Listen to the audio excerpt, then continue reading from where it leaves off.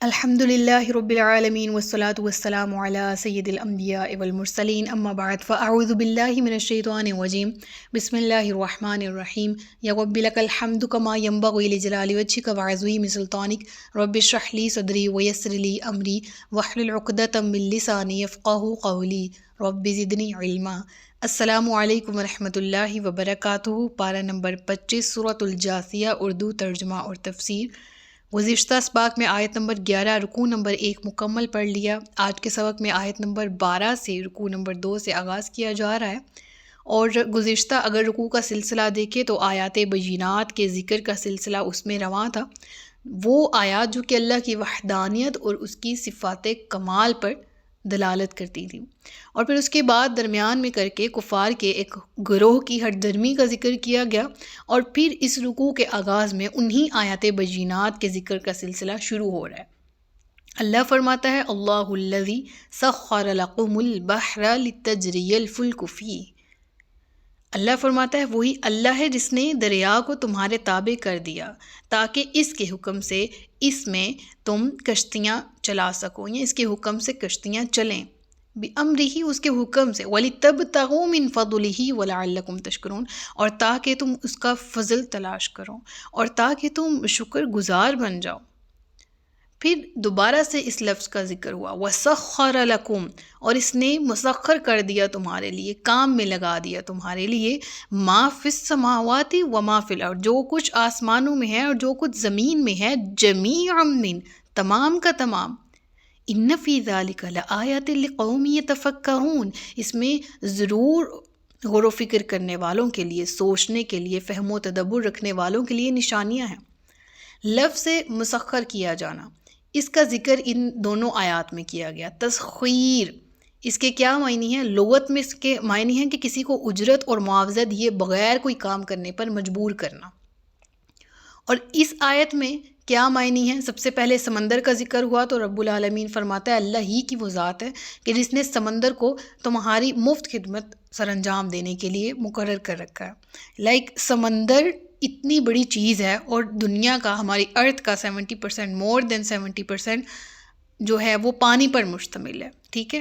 اتنے بڑے اوشنز دنیا میں موجود ہیں، اور ان اوشنز کے اوپر سفر کرنا، ایک جگہ سے ایک بر اعظم سے دوسرے میں جانا، ان سمندروں سے غوطے لگا کر اپنے لیے کارآمد، جسے حلیتاً تلبسونہا کہا جاتا ہے قرآن میں، کہ زیور جسے تم پہنتے ہو وہ بھی نکالے جاتے ہیں، ہیرے جواہرات، قیمتی اشیاء سمندروں کی تہوں سے نکالی جاتی ہیں، اور اس کے علاوہ کھانے کے لیے غذا، مچھلیوں کا ذکر قرآن کریم میں موجود ہے۔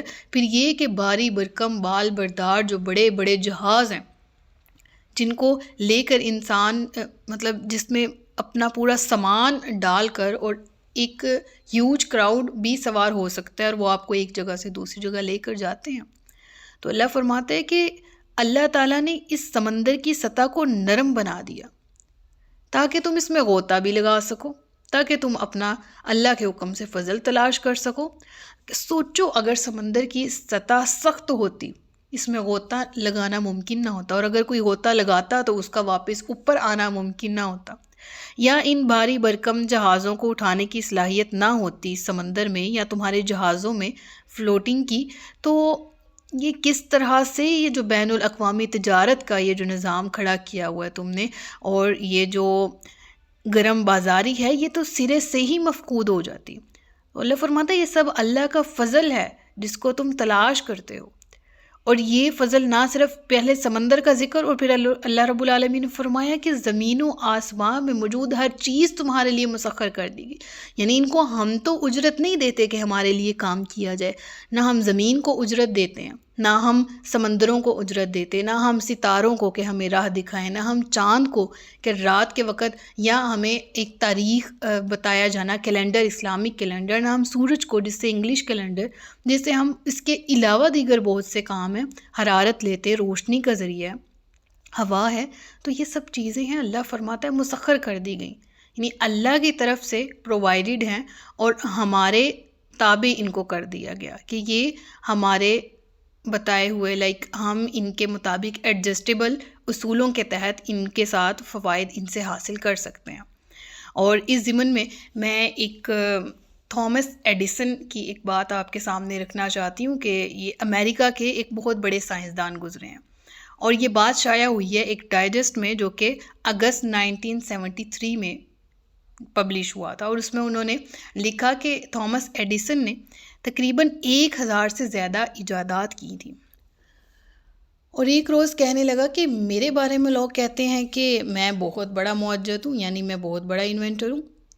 کہتا ہے کہ یہ بات بالکل غلط ہے، میں قطعاً ایسا انوینٹر نہیں ہوں جو قابل ذکر بھی ہو، یعنی میں اپنے آپ کو کچھ بھی نہیں سمجھتا۔ جب میں یہ سوچتا ہوں کہ میں ایک طاقتور یا ایک فہم و شعور رکھنے والا ایک ذہین و فطین انسان بنانا تو دور کی بات ہے، ایک بے وقوف سا آدمی بنانے پر بھی قادر نہیں ہوں جو احمقوں کی سی باتیں کر سکے۔ اس کے باوجود مجھے معجزہ کہنا بڑی بے انصافی ہے۔ اور پھر اس شخص نے اپنی انگلی آسمان کی طرف اٹھائی، اشارہ کرتے ہوئے کہتا ہے کہ that is the real inventor, حقیقی معجزہ اس کی ذات ہے۔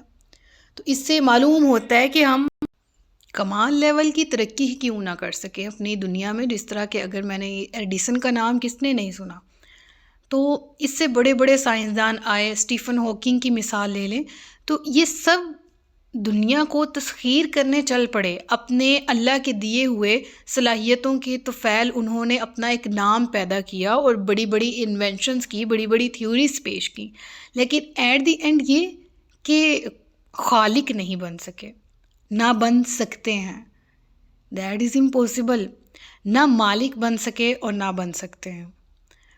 اللہ تعالیٰ فرماتا ہے کہ کریٹر میں ہوں، انوینٹر میں ہوں، اور بلا شبہ اس کی ذات کے علاوہ انسان کے ہاتھ میں کچھ بھی نہیں ہے، کہ آج ایک روبوٹک لائف ہے، اگر ہم نے انسان بینگ اے ہیومن بینگ اگر ہم بات کر لیں نا، تو ہم نے روبوٹس تیار کر لیے، ہم نے ان کو کمانڈز بھی ایشو کر دیں، ہم نے اپنا کام آسان کرنے کے لیے۔ میں کل پرسوں ایک ویڈیو دیکھ رہی تھی سوشل میڈیا پہ کہ ایک روبوٹ تھا، وہ کام کر رہا تھا سپلائی کا، ٹھیک ہے، کسٹمرز کو ڈیل کر رہا تھا، اور وہ ڈیل کرتا کرتا گر گیا، یعنی بیٹری لو ہو گئی، ٹھیک ہے، سیل جو ہیں وہ گئے، تو وہ گر گیا۔ تو اس پہ کس نے بہت زبردست کوٹیشن دی تھی کہ ایک ہیومن بینگ ہی ہے جس کو اللہ نے یہ صلاحیتیں دی ہیں کہ وہ ڈیل کر سکتا ہے ان کے ساتھ، اور ہم جتنی مرضی اپنے ہاتھوں کی انوینشنز کر کے ان پہ اکتفا کریں یا بھروسہ کریں، یہ بالکل خامی سے بھرپور ہیں، ان میں بہتری کی گنجائش ہمیشہ رہے گی، اور جس قدر بھی بہتری لے آئے ہم اللہ کی کریشن کے ساتھ اس کا مقابلہ نہیں کر سکتے۔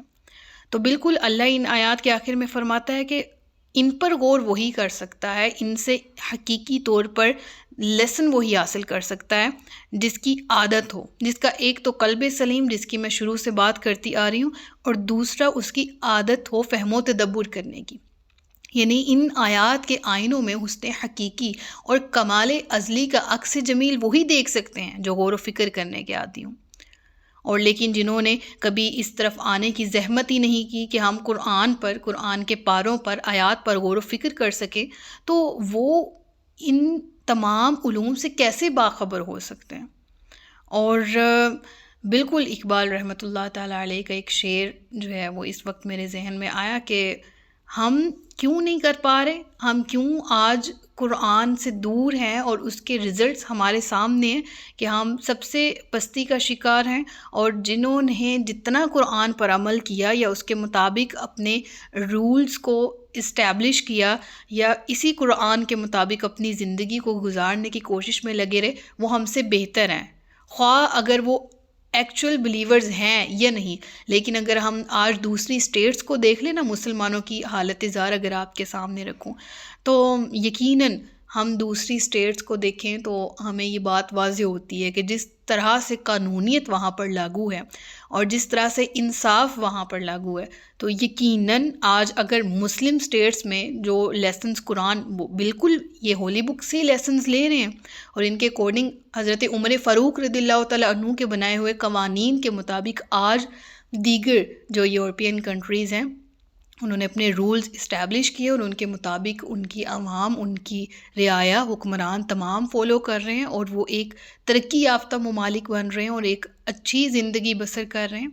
تو جنہوں نے وہ معزز تھے زمانے میں مسلمان ہو کر، تم ذلیل و خوار ہوئے تارک قرآن ہو کر۔ تو اقبال نے یہی فرمایا ہے کہ پھر جب طلب نہیں رہے گی، جب غور و فکر نہیں رہے گا، جب فہم و تدبر نہیں رہے گا، جب سمجھ بوجھ نہیں رہے گی قرآن کی آیات پر، تو پھر یہ ذلت تو مقدر ہے دنیا میں بھی اور آخرت میں بھی۔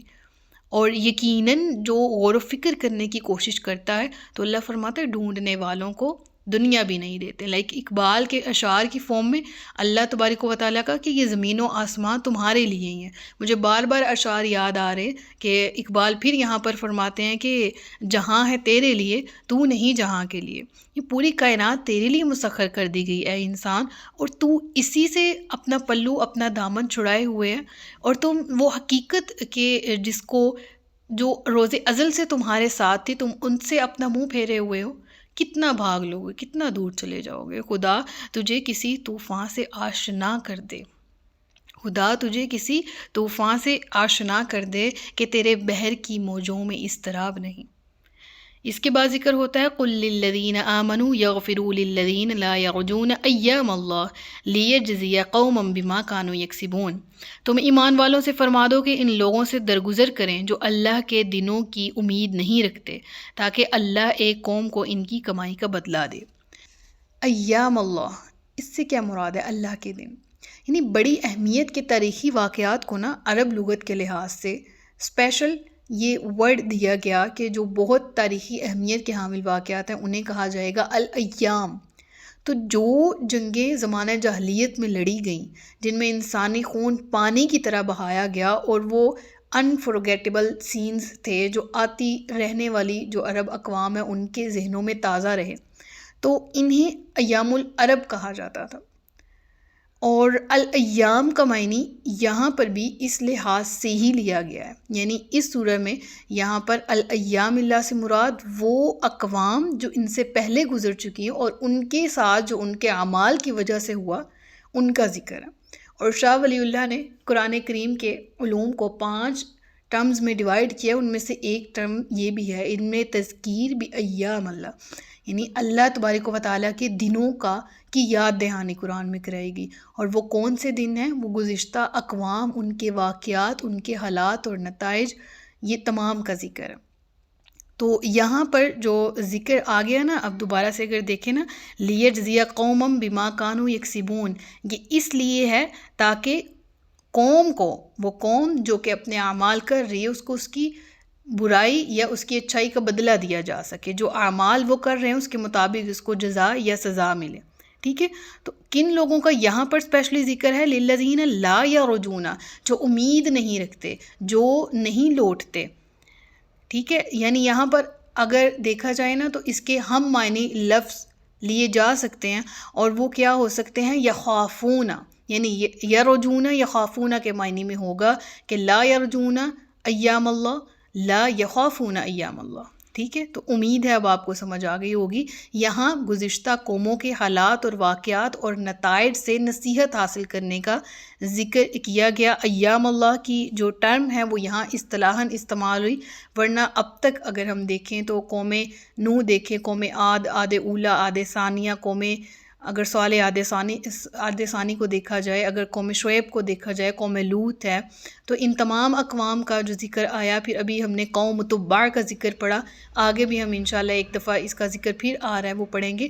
تو اتنی بہت سی ایسی اقوام ہیں جن کا ذکر اللہ نے فرمایا، تو ان اقوام کے حالات کو ایام اللہ کی ٹرم میں ڈیوائیڈ کیا گیا ہے۔ ٹھیک ہے، یعنی وہ حالات اور واقعات جو گزشتہ اقوام کے ساتھ پیش آئے، ان کی نافرمانی کے طفیل، ان پر جو عذابات آئے، اور ان کے وہ حالات کے جنہوں نے، جس طرح حضرت یونس علیہ السلام ہے، تو ان کی قوم کے ساتھ کیا حالات اور واقعات پیش آئے اور انہوں نے کس طرح سے رجوع کیا۔ تو یہ تمام چیزیں جو گزشتہ اقوام کی قرآن کریم میں ذکر ہے، ان کو ایام اللہ کہا گیا ہے۔ ٹھیک ہے، تو اس کے بعد ذکر ہوتا ہے کہ من عمل صالحا فلنفسه ومن اساء فعلیہا ثم الی ربکم ترجعون، جو نیک کام کرے تو اپنی ذات کے لیے ہی کرتا ہے، اور جو برائی کرے گا تو اسی پر ہے برائی، یعنی وہ اس کا وبال اسی پر ہے، اور تم اپنے رب کی طرف لوٹائے جاؤ گے، یعنی ہر شخص اپنے اعمال نیک و بد کا خود ذمہ دار ہے، یہاں ذکر کیا گیا۔ پھر اب آگے بنی اسرائیل پر جو انعامات فرمائے گئے ان کا ذکر ہو رہا ہے۔ پہلے ان انعامات کا ذکر کیا گیا جو دین کے متعلق ہیں،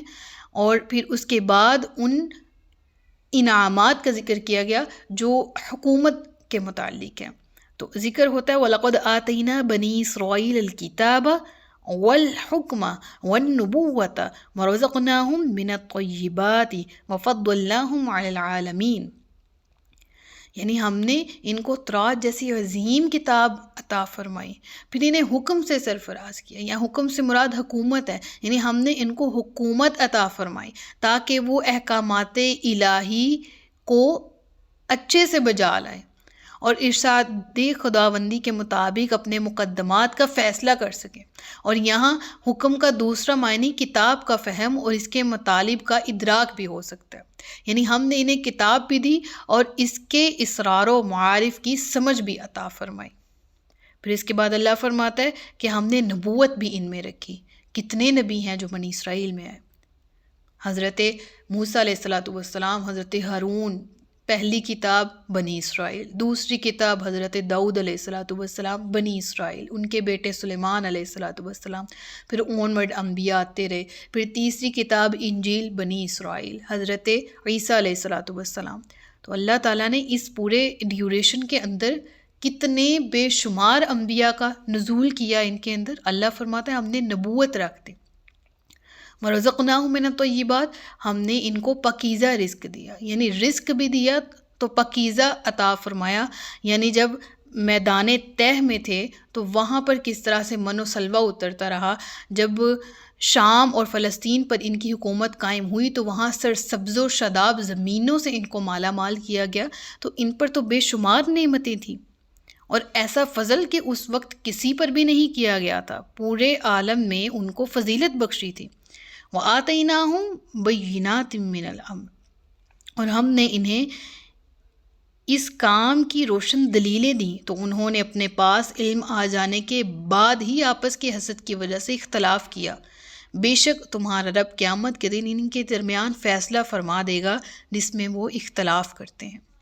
اور یہ بات میں کل پرسوں ایک انٹرویو ایک لیڈی کا سن رہی تھی. وہ پہلے یہودی تھی اور اب اسلام انہوں نے قبول کیا، اور وہ یہودی عقائد کے بارے میں اور اسپیشلی جو صہیونیت ہے، زائنزم ہے، اس کے حوالے سے ڈیٹیل بتا رہی تھیں کہ تمام یہودیوں کے کیا عقائد ہیں، اور جو آج مسئلہ فلسطین ہے اور آج جو کچھ ہو رہا ہے غزہ کے اندر، اور جس طرح ان صہیونیوں نے فلسطین میں ظلم اور بربریت کی انتہا مچا رکھی ہے. تو اس کے بارے میں ان کی ہی زبانی سن رہی تھی جو کہ ایکس یہودی رہ چکی ہیں اور اب وہ الحمدللہ مسلمان ہیں. تو وہ بتا رہی تھیں، یہ آیت پڑھتے ہوئے مجھے ان کا یاد آیا کہ وہ کہتی ہیں کہ ہم میں سے، یعنی جب وہ یہودی تھیں، بہت سے ایسے لوگ ہیں جو اصل ابھی بھی ان کو اپنے اعمال پتہ ہیں کہ ہم پر کیا کیا انعامات ہوئے تھے، ہم نے عہد توڑا. اور جو آپ کے قرآن میں ذکر ہے نا کہ ہم عہد کے توڑنے والے ہیں، تو یقیناً ہم ہیں. اور ارض فلسطین میں داخلہ ہوتے وقت انہوں نے انکار کیا تھا یہودیوں نے. اگر ہم اس کو واقعہ موسیٰ علیہ السلام سے ریلیٹ کریں کہ جب انہیں کہا گیا کہ آپ قوم عمالقہ سے جہاد کرو، تو انہوں نے کہا کہ وہ تو جبارین کی قوم ہے، ہم تو جہاد نہیں کریں گے، اور جہاد سے انکار کیا، میدان تہ میں بھٹکتے رہے. ٹھیک ہے، اللہ نے ان تمام نعمتوں کو یہاں سمرائز فارم میں ذکر کیا ہے. ٹھیک ہے، ساری ان کی سوانح عمری. اور اللہ فرماتا ہے کہ انہوں نے اللہ سے وعدے کیے تھے دین پر قائم رہنے کی، اور پھر انہوں نے وعدے کیے تھے آخری نبی کے آنے کے اور اس پر ایمان لانے کے. انہوں نے ہر دور میں انکار کیا. اور آج بھی یہود کا ایک طبقہ یہ مانتا ہے کہ آج ہم فلسطین کے حقدار نہیں ہیں، ہم نے وعدہ توڑا تھا، ہم نے اللہ کے عہد کی نافرمانی کی ہے، ہم نے اس وقت انکار کیا تھا جہاد کا. تو آج یہ جو صہیونی ہیں ہم ان کے بھی خلاف ہیں. ایک یہودیوں کا طبقہ یہ مانتا ہے کہ یہ ظلم اور بربریت سے اور یہ ناانصافی کے ساتھ فلسطین پر آج قبضہ کرنا چاہ رہے ہیں. ہم ان کے حق میں نہیں ہیں کیونکہ ہم تو اس لائق اور اس قابل ہی نہیں ہیں کہ آج فلسطین ہمارا ہو. تو یہ بالکل ان آیات کو اگر ریلیٹ کریں نا، تو یعنی ہم یہ کانسیپٹ ہمارے سامنے آتا ہے کہ یہودی اول تو ایسے ہیں جو کہ اب جانوروں سے بھی بدتر ہیں. ٹھیک ہے، کہ کل انعامی بل ہم اضل، جانور یا اس سے بھی زیادہ گمراہ، اس سے بھی زیادہ بدتر. لیکن کچھ ایسے ہیں جو کہ اپنے گزشتہ اپنے پرکھوں کے اعمال جانتے ہیں، اور اس کے بعد یہ حق بھی جانتے ہیں کہ واقعی ہم مستحق نہیں ہیں اس کے فلسطین کے ارض مقدس کے، کیونکہ ہمیں اللہ نے بحیثیت نعمت اسے نوازا تھا اور ہم نے اس نعمت کی قدر نہیں کی۔ تو اللہ تعالیٰ فرماتا ہے کہ ہاں یہ آپس میں اختلاف میں بٹے ہوئے ہیں، یہ آپس میں، اب دیکھیں ابھی میں نے ان کے آپس میں اختلافات کا ذکر تھوڑا سا آپ کے سامنے کر دی، اس میں اور بھی بہت سی ڈیٹیلز ہیں، انشاءاللہ کبھی فرصت ملی تو بتاؤں گی۔ تو بہرحال اللہ فرماتا ہے کہ پھر ان کے درمیان فیصلہ کر دیا جائے گا قیامت کے دن جس بارے میں یہ جھگڑتے ہیں۔ اور پھر فرمایا پھر ہم نے آپ کو اس معاملہ یعنی دین کے عمدہ راستے پر رکھا۔ اچھا یہاں پر شریعت کا ذکر ہوا، ٹھیک ہے۔ شریعت ویسے عربی لغت کے اعتبار سے اس راستے کو کہتے ہیں جس پر چل کر انسان پانی پیتا ہے، پانی تک پہنچتا ہے، کنویں تک پہنچتا ہے۔ تو یعنی مراد شریعت وہ راستہ ہے جہاں انسان چل کے اپنی مراد کو پا لیتا ہے، ٹھیک ہے۔ تو اللہ فرماتا ہے پھر ہم نے آپ کو شریعت عطا کی، ٹھیک ہے، دین کے عمدہ راستے کو آپ کو عطا کیا اور اس پر آپ کو رکھا، ٹھیک ہے، تاکہ تم اسی راستے پر چلو، ٹھیک ہے۔ سبحان اللہ۔ دیکھیں یہاں پر بھی معنی وہی شریعت کے اعتبار سے چلنے کے لیے جا رہے ہیں، ٹھیک ہے نا، یعنی لفظی معنی ہے چلنا، کس پر؟ راستے پر چلنا، اور وہ راستہ کون سا؟ دین کا، ٹھیک ہے۔ تو اللہ فرماتا ہے فَاتَّبِعْهَا، تو تم اسی کی پیروی کرو اور نادانوں کی خواہشوں کے پیچھے نہ چلنا، بے شک وہ اللہ کے مقابلے میں تمہیں کچھ کام نہ دیں گے، اور بے شک ظالم ایک دوسرے کے دوست ہیں، اور اللہ پرہیزگاروں کا دوست ہے۔ ظالم ایک دوسرے کے دوست ہیں، آئی ریپیٹ اٹ اگین، ظالم ایک دوسرے کے دوست ہیں، اور آج یہ دنیا میں ہو رہا ہے، ظلم ایک طرف ہے اور مظلوم ایک طرف ہے، اور دکھ کے ساتھ یہ کہنا پڑ رہا ہے کہ ظالم تمام ایک ہیں لیکن مظلوموں میں مسلمان ہیں، اور مسلمان ایک نہیں ہیں، ایک امت نہیں ہے، ایک گروہ، ایک جتھے کی فارم میں نہیں ہے، جو کہ ہونا چاہیے۔ آج ایک ملک پہ حملہ ہو رہا ہے فلسطین پہ، تو باقی ممالک خاموش ہے، تو کل دوسرے پہ ہوگا اور پھر باقی اسلامی ممالک خاموش ہوں گے، اور اس طرح تو یہ لوگ نوچ کھائیں گے مسلمانوں کو۔ تو ہمیں آج ایک ہونے کی ضرورت ہے۔ ہمیں اللہ فرماتا ہے واللہ ولی المتقین، اللہ متقین کا دوست ہے۔ ہمیں تقوی اختیار کرنا ہے، ہمیں اللہ کا خوف ایڈوپٹ کرنا ہے اپنے دلوں میں۔ تو اللہ فرماتا ہے یہ قرآن لوگوں کے لیے آنکھیں کھول دینے والی نشانیاں اور یقین رکھنے والوں کے لیے ہدایت اور رحمت ہے، انڈاؤٹیڈلی، بے شک۔ کیا جن لوگوں نے برائیوں کا ارتکاب کیا وہ یہ سمجھتے ہیں کہ ہم انہیں ان جیسا کر دیں گے جو ایمان لائے اور انہوں نے اچھے کام کیے؟ کیا ان کی زندگی اور موت برابر ہوگی؟ وہ کیا ہی برا حکم لگاتے ہیں۔ اور میں آپ کو بتاؤں کیا ان کی زندگی اور موت برابر ہوگی؟ یعنی زندگیاں تو اہل ایمان کی اور جو کفر پہ اڑے ان کی تو ایک جیسی ہیں ہی نہیں، اللہ موت بھی ایک جیسی نہیں دیتا۔ ظالم کو، جابر کو، کافر کو سخت موت آتی ہے، مومن کو موت بھی اچھی آتی۔ آج اگر آپ فلسطین میں شہید ہونے والے مسلمانوں کی ویڈیوز دیکھیں نا، تو انہوں نے کلمہ شہادت پڑھتے ہوئے جو بندہ ایک شہادت کی انگلی اٹھاتا ہے نا، اس کے ساتھ ان کی ڈیتھ ہوئی ہے۔ اور میں نے ایک نہیں، دو نہیں، تین بلکہ اتنی ساری ویڈیوز دیکھی ہیں جن میں لوگ اس دنیا سے جب گئے تو کلمہ شہادت کے لیے انہوں نے فنگر اٹھائی ہوئی ہے اور اسی حالت میں ان کی جان نکلی ہے، یا ان کی ڈیڈ باڈیز ہیں اور ان شہداء کے فیس پہ اسمائل ہے۔ اور یہ کہ ایک انٹرویو آیا جس میں ایک شخص کہہ رہے کہ میں اس وقت غزہ میں موجود ہوں اور یہاں مشک عنبر کی خوشبو پھیلی ہوئی ہے، سبحان اللہ۔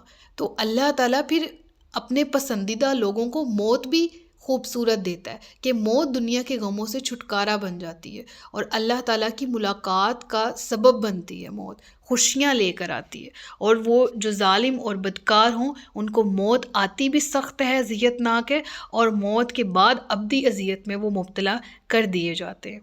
تو یہاں پر ہمارا رکوع مکمل ہوتا ہے۔ صدق اللہ العلی العظیم و صدق رسولہ النبی الکریم، سچ فرمایا اللہ نے جو عظمت والا ہے۔ اپنا بہت سا خیال رکھیے گا، مجھے دعاؤں میں یاد رکھیے گا۔ تاجدار ختم نبوت زندہ باد، پاکستان پائندہ باد۔ السلام علیکم ورحمۃ اللہ وبرکاتہ۔